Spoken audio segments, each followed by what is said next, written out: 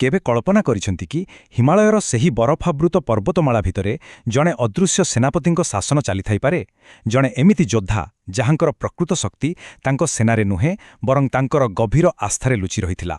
ଆଜି ଆମେ ବୌଦ୍ଧଧର୍ମର ଗ୍ରନ୍ଥ ଭିତରକୁ ଯିବା ଆଉ ସେହିଭଳି ଜଣେ ଶକ୍ତିଶାଳୀ ଏବଂ ରହସ୍ୟମୟ ସଂରକ୍ଷକ ସାତଗିରି ଯକ୍ଷଙ୍କ କାହାଣୀକୁ ବୁଝିବାକୁ ଚେଷ୍ଟା କରିବା। ବାଃ, ଏହି ଗୋଟିଏ ବାକ୍ୟ ହିଁ ତାଙ୍କ ବିଷୟରେ କେତେ ଶକ୍ତିଶାଳୀ ଚିତ୍ରଟି ତିଆରି କରୁଛି, ନୁହେଁ କି? ତେବେ ଆସନ୍ତୁ ଏହି ରହସ୍ୟର ପର୍ଦ୍ଦାକୁ ଟିକେ ହଟେଇବା ଆଉ ତାଙ୍କର ପ୍ରକୃତ ପରିଚୟ, ତାଙ୍କ କାମ ଆଉ ତାଙ୍କ ମହତ୍ତ୍ୱକୁ ଆହୁରି ପାଖରୁ ଦେଖିବା। ଆଜିର ଏହି ଆଲୋଚନାରେ ଆମେ ପ୍ରଥମେ ଜାଣିବା ଯେ ସାତଗିରି ଯକ୍ଷ ପ୍ରକୃତରେ କିଏ, ତାପରେ ଦେଖିବା ଜଣେ ଯୋଦ୍ଧା ଆଉ ଜଣେ ଭକ୍ତର ଭୂମିକା ସେ କେମିତି ନିଭାଉଥିଲେ, ତାପରେ ତାଙ୍କଠାରୁ ସୁରକ୍ଷା ପାଇବା ପାଇଁ କେଉଁ 3ଟି ସର୍ତ୍ତ ରହିଛି, ଆଉ ଶେଷରେ କେବଳ ଜଣେ ସଂରକ୍ଷକ ନୁହେଁ ବରଂ ଜଣେ ଆଧ୍ୟାତ୍ମିକ ବନ୍ଧୁ ଭାବରେ ତାଙ୍କର କ'ଣ ପରିଚୟ ଥିଲା ତାହା ବୁଝିବା। ହଉ, ତାହେଲେ ସିଧା କଥାକୁ ଆସିବା। କିଏ ଏହି ସାତଗିରି ଯକ୍ଷ? ଦେଖନ୍ତୁ, ବୌଦ୍ଧ ଗ୍ରନ୍ଥ କହୁଛି ଯେ ସେ କୌଣସି ସାଧାରଣ ଶକ୍ତି ନଥିଲେ, ବରଂ ସେ ଏକ ବହୁତ ବଡ଼ ସୁସଂଗଠିତ ବ୍ରହ୍ମାଣ୍ଡୀୟ ସେନାର ଜଣେ ଗୁରୁତ୍ୱପୂର୍ଣ୍ଣ ଅଧିକାରୀ ଥିଲେ। ଆଉ ମଜା କଥା ହେଉଛି, ତାଙ୍କ ନାଁ ଭିତରେ ହିଁ ତାଙ୍କ କାମର ପୂରା ବିବରଣୀ ଅଛି। ସାତଗିରି ମାନେ 7 ପର୍ବତ। ଏଥିରୁ ସିଧାସଳଖ ଜଣାପଡ଼ୁଛି ଯେ ତାଙ୍କର ଦାୟିତ୍ୱ ଥିଲା ହିମାଳୟର ସେହି 7ଟି ପର୍ବତମାଳା। ତେଣୁ ସେ କେବଳ କଳ୍ପନାର ଚରିତ୍ର ନୁହନ୍ତି ବରଂ ଜଣେ ଅଞ୍ଚଳ ବିଶେଷର ରକ୍ଷକ। ଆଚ୍ଛା, ଏହି ପୂରା ବ୍ରହ୍ମାଣ୍ଡୀୟ ସେନାର ଗଠନକୁ ବୁଝିବାକୁ ହେଲେ ଆମକୁ ଟିକେ ଉପର ଦେଖିବାକୁ ପଡ଼ିବ, ମାନେ ତାର ହାଇକମାଣ୍ଡକୁ।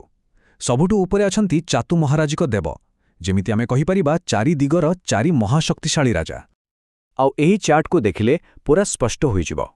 ସବା ଉପରେ ତ 4 ମହାରାଜା ରହିଲେ। ତାଙ୍କ ଭିତରୁ ଉତ୍ତର ଦିଗର ରାଜା ହେଉଛନ୍ତି ବେଶବଣ, ଯାହାଙ୍କ ଆମେ କୁବେର ବୋଲି ବି ଜାଣୁ। ଓ ତାଙ୍କ ତଳେ ଅଛନ୍ତି 28 ଜଣ ମୁଖ୍ୟ ଯକ୍ଷ ସେନାପତି। ଆମ ସାତଗିରି ଯକ୍ଷ ହେଉଛନ୍ତି ସେଇ 28 ଜଣଙ୍କ ମଧ୍ୟରୁ ଜଣେ, ମାନେ ସେ ଜଣେ ବହୁତ ବଡ଼ ହାଇ ରାଙ୍କିଂ କମାଣ୍ଡର ଥିଲେ। କିନ୍ତୁ ଏଇଠି ଗୋଟେ ବଡ଼ ପ୍ରଶ୍ନ ଆସୁଛି। ଜଣେ ଏତେ ବଡ଼, ଏତେ ପ୍ରଚଣ୍ଡ ସେନାପତି, ଆଉ ସେ ପୁଣି ଜଣେ ପରମ ଭକ୍ତ। ଏ ଦୁଇଟା କଥା କେମିତି ଏକାଠି ହେବ? ଯୋଦ୍ଧା ଆଉ ଭକ୍ତ, ଏ ଦୁଇଟା ଭୂମିକା କ'ଣ ଏକାଠି ସମ୍ଭବ? ଆସନ୍ତୁ ଏହି ଦ୍ୱନ୍ଦ୍ୱର ସମାଧାନ ଖୋଜିବା। ଦେଖିବା ଯେ ତାଙ୍କ ଭିତରେ ଥିବା ଯୋଦ୍ଧା ଆଉ ଭକ୍ତ ଏ ଦୁଇଟା ରୂପ କେମିତି ପରସ୍ପର ସହ ଯୋଡ଼ି ହୋଇ ରହିଥିଲା। ଆଉ ଏଇଠି ଅଛି ସବୁଠୁ ଆଶ୍ଚର୍ଯ୍ୟକର କଥା। ତାଙ୍କ ପାଇଁ ଯୁଦ୍ଧ ଆଉ ଭକ୍ତି ଦୁଇଟା ଅଲଗା ଜିନିଷ ନଥିଲା, ବରଂ ତାଙ୍କର ଯେତେ ସାମରିକ ଶକ୍ତି ଥିଲା ତାର ମୂଳ ଉତ୍ସ ଥିଲା ବୁଦ୍ଧ ଆଉ ଧମ୍ମ ଉପରେ ତାଙ୍କର ଅଟୁଟ ବିଶ୍ୱାସ। ତାଙ୍କର ଭକ୍ତି ହିଁ ତାଙ୍କୁ ଏତେ ଶକ୍ତିଶାଳୀ ସଂରକ୍ଷକ ବନେଇଥିଲା। ତେଣୁ ଏ ଦୁଇଟା ଭୂମିକା ପରସ୍ପରର ବିରୋଧୀ ନୁହେଁ, ବରଂ ଗୋଟିଏ ମୁଦ୍ରାର 2 ପାର୍ଶ୍ୱ ଭଳି ଥିଲା। ତାହେଲେ ତାଙ୍କର କାମ କ'ଣ ଥିଲା? ମୁଖ୍ୟତଃ 3ଟି ବଡ଼ ଦାୟିତ୍ୱ ଥିଲା। ପ୍ରଥମତଃ, ଯେଉଁମାନେ ଧ୍ୟାନ କରୁଥିଲେ ସେମାନଙ୍କୁ ସୁରକ୍ଷା ଦେବା। ଦ୍ୱିତୀୟରେ, ଯେଉଁ ଦୁଷ୍ଟ ଶକ୍ତିମାନେ ସେମାନଙ୍କୁ ହଇରାଣ କରୁଥିଲେ ସେମାନଙ୍କୁ ଶାସନ କରିବା। ଆଉ ତୃତୀୟରେ, ଆଉ ଏଇଟା ବହୁତ ଗୁରୁତ୍ୱପୂର୍ଣ୍ଣ, ଧର୍ମ କେମିତି ଚାଲିଛି, କ'ଣ ଅସୁବିଧା ହେଉଛି, ସେସବୁର ରିପୋର୍ଟ ସିଧା ବୁଦ୍ଧଙ୍କୁ ଦେଉଥିଲେ। ଆଚ୍ଛା, ଏସବୁ ତ ଠିକ୍ ଅଛି, କିନ୍ତୁ ପ୍ରଶ୍ନ ହେଉଛି, ଜଣେ ସାଧାରଣ ସାଧକ ଏହି ଦିବ୍ୟ ସୁରକ୍ଷା ପାଇବ କେମିତି? କିଛି ଉପାୟ ଅଛି କି? ଦେଖନ୍ତୁ, ଗୋଟେ କଥା ସ୍ପଷ୍ଟ ଭାବରେ ବୁଝିବାକୁ ପଡ଼ିବ। ଏହି ସୁରକ୍ଷା କିଛି ଯାଦୁ ନୁହେଁ। ଏହା କିଛି କସ୍ମିକ୍ ହେଲ୍ପଲାଇନ୍ ନମ୍ବର ନୁହେଁ ଯେ ଡାକିଦେଲେ ସାହାଯ୍ୟ ପହଞ୍ଚିଯିବ।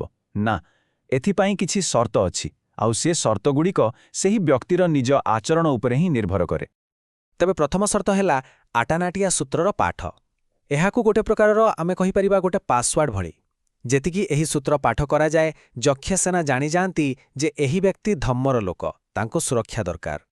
ଦ୍ୱିତୀୟ ସର୍ତ୍ତ, ଆଉ ଏଇଟା ହେଉଛି ସବୁଠୁ ଗୁରୁତ୍ୱପୂର୍ଣ୍ଣ, ତାହା ହେଲା ଶୀଳର ପାଳନ, ମାନେ ଏକ ନୈତିକ ଜୀବନ। ଗ୍ରନ୍ଥରେ ଏକଦମ ସଫା ଲେଖା ଅଛି ଯେ ଯକ୍ଷମାନେ କେବଳ ସେହିମାନଙ୍କୁ ହିଁ ସୁରକ୍ଷା ଦିଅନ୍ତି ଯେଉଁମାନେ ପଞ୍ଚଶୀଳ ମାନି ଚଳନ୍ତି। ପ୍ରକୃତରେ ଦେଖିବାକୁ ଗଲେ ଜଣେ ବ୍ୟକ୍ତିର ନିଜ ନୈତିକତା ହିଁ ତା ପାଇଁ ସବୁଠୁ ବଡ଼ ସୁରକ୍ଷା କବଚ। ଆଉ ତୃତୀୟ ସର୍ତ୍ତଟି ବହୁତ ସୁନ୍ଦର। ତାକୁ କୁହାଯାଏ ପୁଣ୍ୟର ଅନୁମୋଦନା। ଏହାର ମାନେ ହେଲା ଆମେ ଯେଉଁ ବି ଭଲ କାମ କରୁ ସେଥିରୁ ଯେଉଁ ପୁଣ୍ୟ ମିଳେ ତାକୁ କେବଳ ନିଜ ପାଖରେ ନ ରଖି ସବୁ ପ୍ରାଣୀମାନଙ୍କ ସହ ବାଣ୍ଟିବା, ଏପରିକି ଦେବତା ଆଉ ଯକ୍ଷମାନଙ୍କ ସହ ବି। ଏମିତି କଲେ କ'ଣ ହୁଏ ନା, ସେମାନଙ୍କ ସହ ଗୋଟେ ଭଲ ପାଇବାର ସମ୍ପର୍କ ତିଆରି ହୁଏ ଆଉ ସେମାନେ ଖୁସିରେ ସୁରକ୍ଷା ଦିଅନ୍ତି। କିନ୍ତୁ କାହାଣୀ ଏତିକିରେ ସରୁନି। ଯେତେବେଳେ ଆମକୁ ଲାଗେ ଯେ ଆମେ ସାତଗିରି ଯକ୍ଷଙ୍କୁ ଜଣେ ଯୋଦ୍ଧା ହିସାବରେ ପୂରା ବୁଝିଗଲେ, ଠିକ୍ ସେତିକିବେଳେ ତାଙ୍କ ଚରିତ୍ରର ଆଉ ଗୋଟେ ରୂପ ସାମ୍ନାକୁ ଆସେ, ଆହୁରି ଗଭୀର, ଆହୁରି ଆଶ୍ଚର୍ଯ୍ୟକର।